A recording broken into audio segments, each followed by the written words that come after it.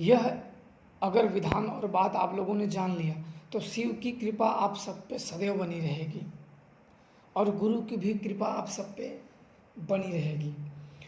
तो पहली बात करते हैं कि बहुत लोग शिव को गुरु बना लेते हैं अपनी मनमर्जी। बात वही हो गई कि हमें पता है कि भगवान के शरण में कैसे जा सकता है, फिर भी हम उड़ के भगवान के पास चले जाते हैं। मतलब कि हमें पता है कि हमारा पिता कौन है, फिर भी हम दूसरों को जानबूझ के बोलना, क्योंकि भगवान की भक्ति में सर्वप्रथम गुरु का भूमिका आता है। सबसे पहले यह स्थान न कभी नीचे हुआ है न नीचे होगा, न कोई आज तक काट पाया है और न ये कटेगा। यही एक परम सत्य है। क्योंकि हम गुरु के पास क्यों जाते हैं?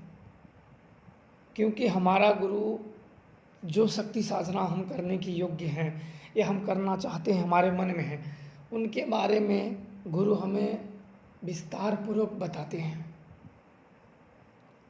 ताकि हम उनकी महिमा को, महादेव की, जैसे महादेव साधना, तो महादेव की महिमा, महादेव का गुणगान, महादेव की गाथा हमारे सामने गुरु गाएंगे, तब हम महादेव के विषय में जानेंगे कि इनकी शक्ति कितनी महान है, कितनी विशालता है, और ये आदि और अनंत है, ये परब्रह्म है।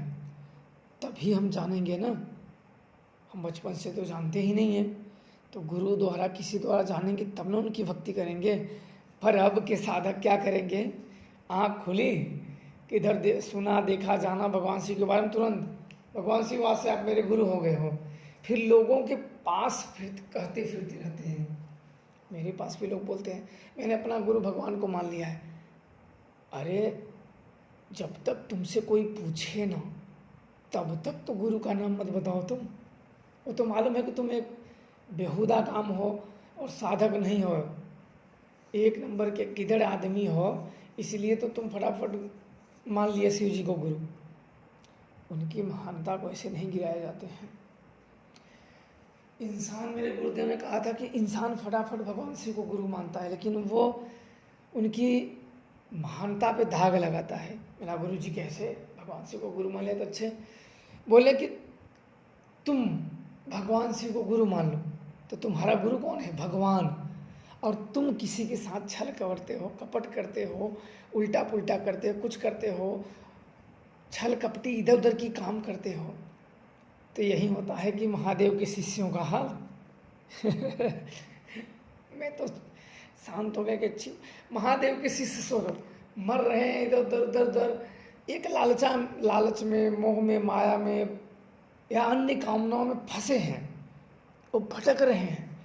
और गुरु किसे माने हैं? भगवान शिव को। और उन्हें शक्तियाँ भी मिल गई हैं, क्योंकि जब तक अब वो लोगों का भला कर रहे हैं तो शक्तियाँ मिल ही गई होंगी।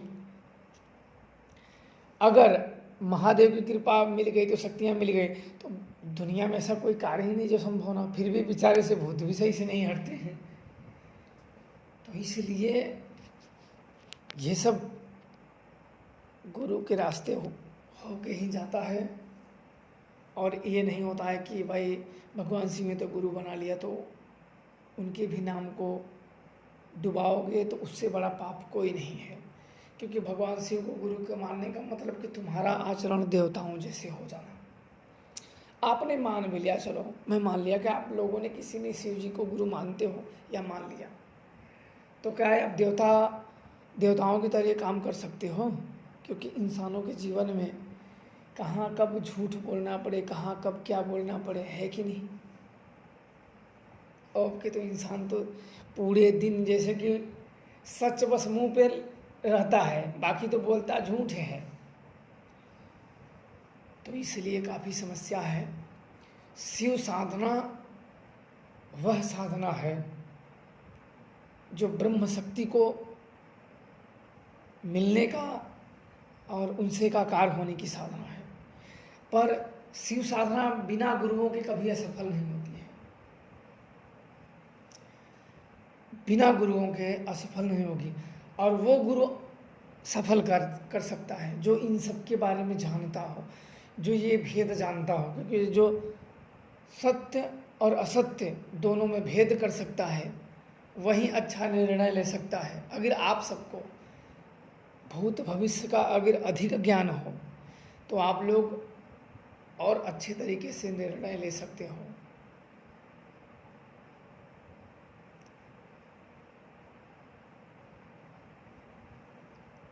तो महादेव की कृपा प्राप्त करनी है तो सबसे पहले अपने गुरु के शरण में जाओ और उनसे अपनी इच्छा जाहिर करो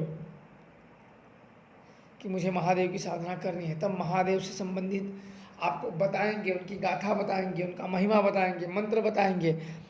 तब जो किसी का महिमा गुणगान अगर हमारे दिल में बैठ जाती है तो हम उन साधनाओं में सफल हो जाते हैं।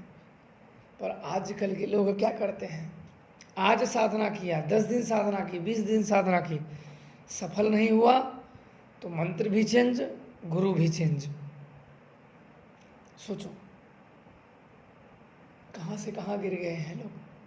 क्योंकि चलो मंत्र आपसे मानता हूँ सिद्ध नहीं हुआ, पर उस मंत्र में भी तो भगवान शिव का ही नाम था।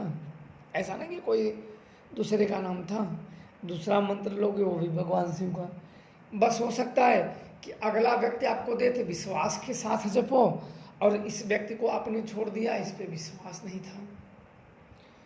तो बिना भरोसा और विश्वास के कहीं भी कुछ भी नहीं होने वाला है, कभी भी। व्यक्ति हमेशा दुखी रहता है और दुखी दुखी रहते रहते एक दिन वो अपना अंत कर लेता है, क्योंकि दुख का निर्धारण उसने खुद किया है। जो नियति चुनता है वही, कोई किसी का बुरा नहीं करता है। व्यक्ति का विनाश उसके पाप कर्मों में होता है। पाप कर्म अधिक होंगे तो विनाश होगा। नहीं, जिसके पाप कर्म ज़्यादा नहीं रहते, देखो ना कितना दलिद्र आदमी बोलते हैं भैया मरेगा तू मरेगा। बिल्कुल मरेगा, लेकिन वो अपने समय पर मरेगा। और वो जब मरेगा तब हम सब उसे देखने भी नहीं आएंगे कि वो मर रहा है कि जी रहा है। इसलिए एक ही रास्ता बचता है कि बिना गुरु भक्ति के ईश्वर भक्ति ना की जाए। गुरु मार्गदर्शन, गुरु आज्ञा, गुरु आशीर्वाद सर्वोपरि है।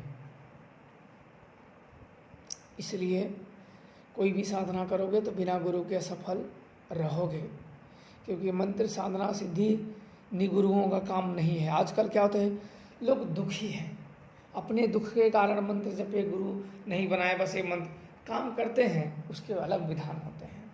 लेकिन वो शत्रु विनाशक और भूत प्रेत बाधा कुछ मंत्र काम करते हैं, नहीं कि मोक्ष के मार्ग का काम नहीं करते हैं। वो गुरु के बताए हुए मार्ग से ही संभव है। तो इसलिए आप लोग खुश रहिए और प्रसन्न रहिए। जय श्री महाकाल।